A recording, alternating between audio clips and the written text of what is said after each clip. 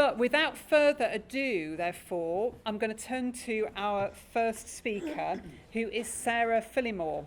Sara is a lawyer and a member of Fair Cop. She was at the recent judicial review involving Harry the Owl, as he's known, and she's going to talk to us about the legal aspect of hate speech, which she said to me, doesn't that sound really boring? But I think we've all come round to realising that the law is very important. So, Sara, thank you for starting us off. Thank you.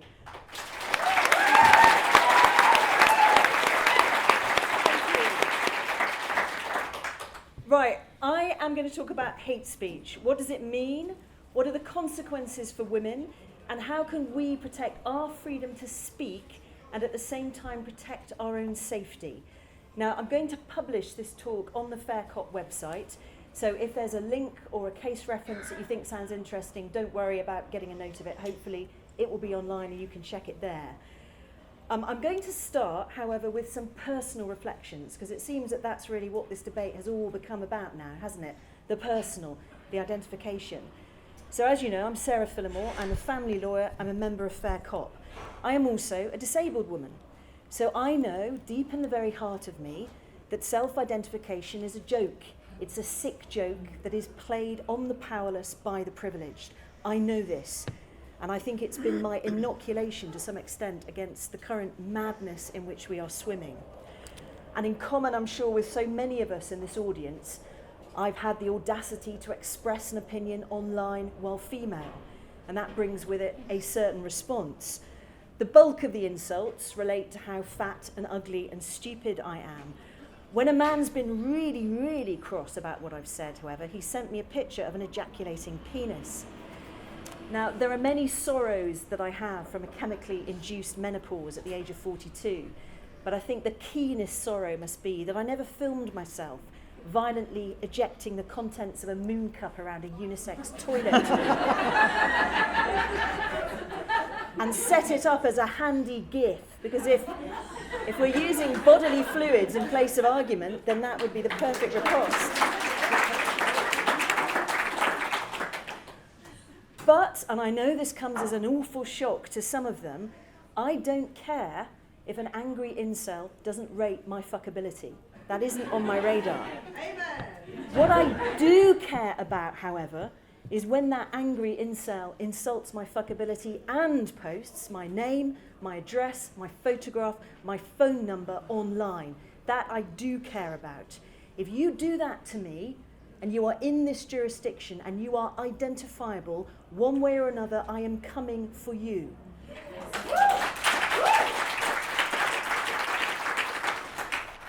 But my willingness to take action in that way has earned me a particular insult, which I think I have to address at the outset of this. And that insult is that I am a hypocrite, that I cannot stand here as a woman, as a member of Fair Cop, an organisation that promotes the right of freedom of speech, and talk about how I've stopped people talking about me. But that's an insult without meaning, and that's what we've really got to understand tonight. This is where the law suddenly becomes so sexy and so vital. We've got to start with Article 10 of the European Convention on Human Rights. Again, and this will be a nasty shock to quite a lot of people, Brexit does nothing to the European Convention. That comes out of our membership of the Council of Europe. We remain members. This is still our law. So the first thing we have to remember is it's not an absolute right. Everybody has a right to a freedom of expression. This right shall include freedom to hold opinions, to receive and impart information, ideas without interference, blah, blah. But then there's a second paragraph. The exercise of these freedoms, since it carries with it duties and responsibilities, may be subject to such formalities, conditions, restrictions or penalties as are prescribed by law and necessary in a democratic society. For example, the European Commission has held that extreme racist speech is outside the protection of Article 10 because of its potential to undermine public order and the rights of the targeted minority.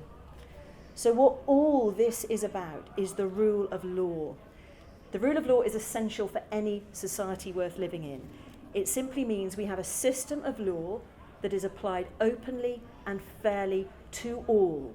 So even if you don't agree with the law, you can at least predict what it says and what the consequences might be for you if you break it. And that's where we come up against the brick wall of the fundamental problem we are facing. With regard to issues around hate speech, we do not have a system of law that's accessible, understandable, or fairly enforced.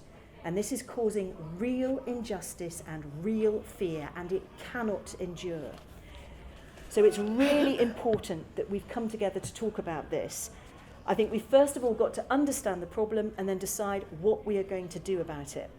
So I've tried to distill the problem into a nutshell. I think there are 4 main issues of concern.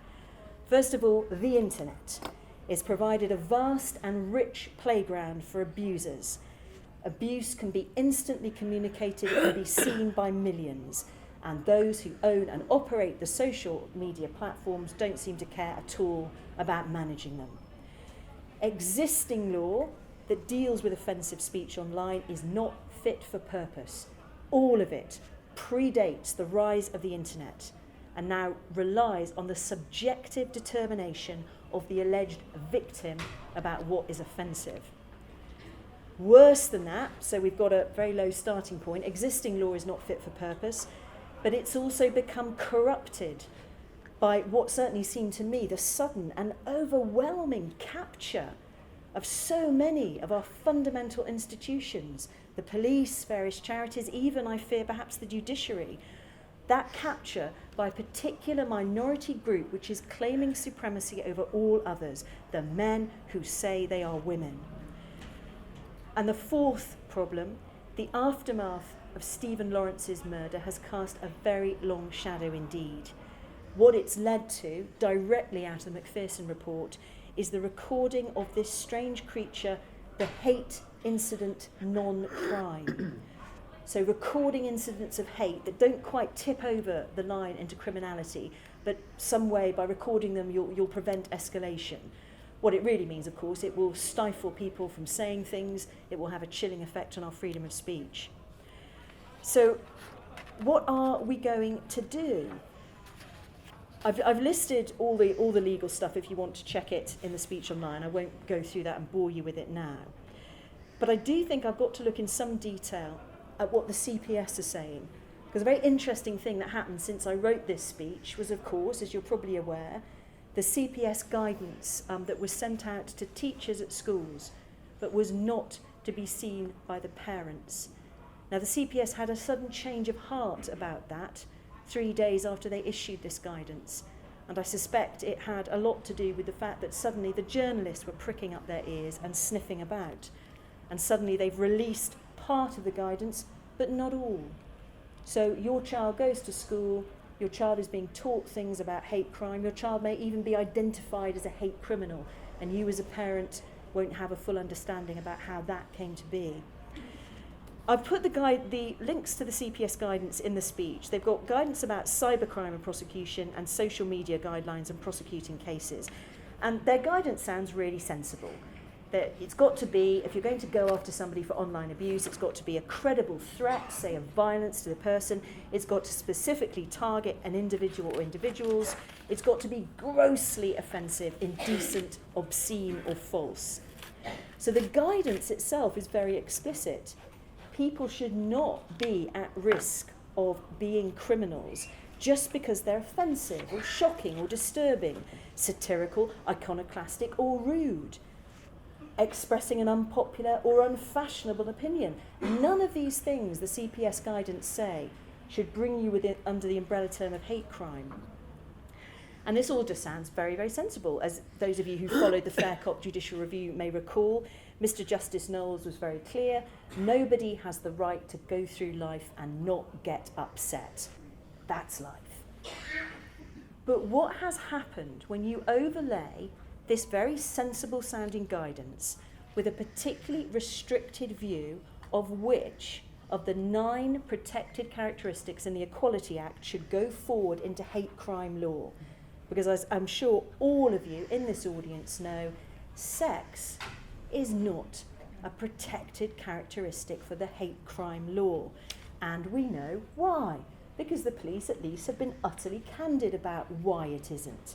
if misogyny becomes part of actionable hate crime, they will be overwhelmed, they will drown. John Sutherland, for example, former Chief Superintendent of the Metropolitan Police from 2010 to 2018, he was interviewed on Newsnight in December 2019. He said, domestic violence is a crime on an epic scale. The majority of victims of violence and death at the hands of their partners are women. And I've then gone through the guidance and extracted whenever they talk about sex and gender, and I won't go through all that and bore you with it, read it online if you like, but I do have to pick out just this one bit, because for me it encapsulates the real danger, the real insanity of where we are now. This is the CPS guidance about crimes of violence against women and girls, VAWG. This strategy provides an overarching framework to address crimes that have been identified as being committed primarily, but not exclusively, by men against women. The characteristic nature or context of VAWG offending is usually that the perpetrator exerts power and/or a controlling influence over the victim's life. The CPS recognises that men and boys are also victims of VAWG crimes.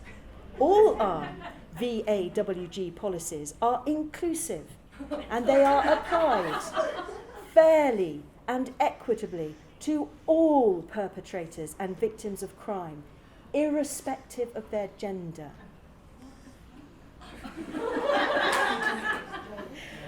I wish I was making this up for comic effect. I'm not. I have to stand here and read this out to you. This is from the Crown Prosecution Service that decides whether or not you are charged with a criminal offence, whether your life changes utterly. And fine, I agree, violence against men and boys is awful. Nobody supports that. But it's not a crime against women and girls. And this, everyone uses the words Orwellian, Stalinist. I scared to death the journalist by trying to talk about Orwell. No, don't talk about Orwell, he said. But there are no other words. This is exactly what totalitarian states do. If you control language, you control thought. It's not the other way around. The language we use dictates our thoughts. And the Crown Prosecution Service is telling us that even in the strand of crimes to protect women and girls, we don't exist. Now that, to me, I find really terrifying. And there's more. There's a whole lot more. Go and have a look at the guidelines and go through it.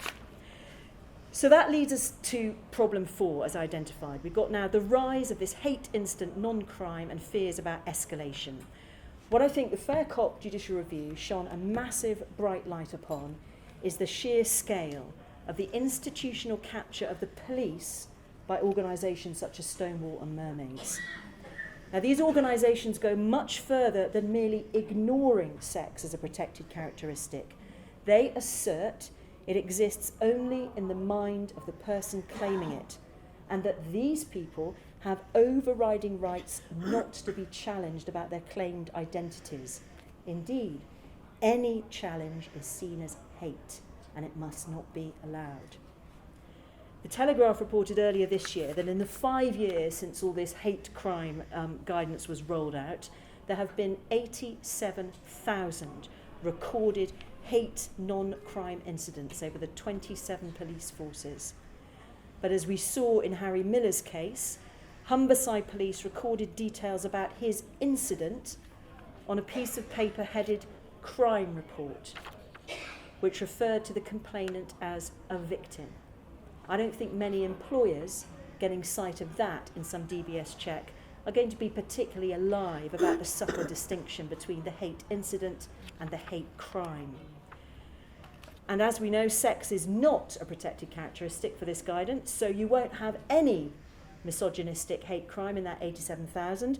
Obviously, a lesbian could be a victim because she's protected by her sexual orientation, but the official approach now appears to be to call lesbians bigots if they don't do dick. So I don't think that's going to get you very far.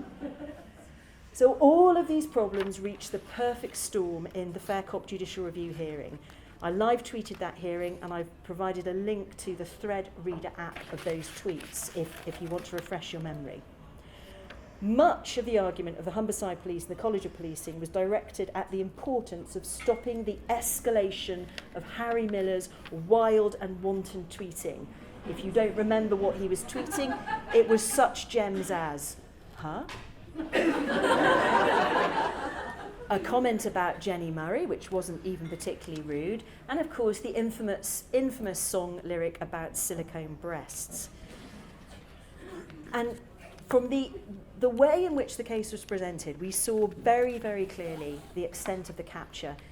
The barristers for the police in Humberside were saying quite clearly that because they couldn't see things through the eyes of the transgender person, they simply had to act on the victim's own subjective perception of the problem. But if our police are too racist to deal with racist incidents, or too heteronormative to deal with the gender curious, why is it that the answer to that is to cede all control over the crimes to the alleged victims? This obviously carries with it an immense potential for corruption, which I think we've probably seen in the recent trial with Kate Scotto and Stephanie Hayden. And thank God that background is now a matter of public record and off the threads of Mumsnet and can be seen for what it is. So I want to try and end on an uplifting note. It's all very well whinging and moaning. It's fun, but it doesn't get us anywhere. What can we do? Well, we've seen the power of speaking up. The CPS were not going to publish that guidance until it became clear that people were outraged and were going to publish it anyway. I must have had at least 4 copies sent to me by angry teachers. So speaking up works. We've got to review the existing laws, and we have to use the laws we have with some degree of objectivity. We've got to put pressure on social media platforms to apply more objective standards to their monitoring. It is insane that Jessica Yaniv can still have a presence on Twitter and someone like Meghan Murphy cannot. There is no other word for it. It's insane. But finally, and that's why I'm so glad that we're here tonight, what we need is better, no, scrap that, we need any kind of public discussion about what free speech is and how it should be protected. I really recommend Timothy Garton Ash's book, Free Speech, 10 Principles for a Connected World, because he poses 2 essential questions. How free should speech be, and how should free speech be? And he distinguishes, I think, really helpfully between hate speech and dangerous speech. Hate speech is the stuff that you don't like, you clutch your pearls, you find offensive. Dangerous speech is the speech I was talking about at the very beginning of my speech. The man who doesn't want to fuck me but thinks he'll tell everyone where I live. That's dangerous speech, and I have no qualms at all about shutting those men down. It doesn't make me a hypocrite. It is not hypocrisy to recognise the proper limitations of freedom of speech and impose our boundaries. And I think going forward, some more discussion about that crucial distinction between hate speech and dangerous speech could be really useful. So thank you all so much for coming, because if we don't speak up, then little by little, drop by drop, our essential freedoms will disappear.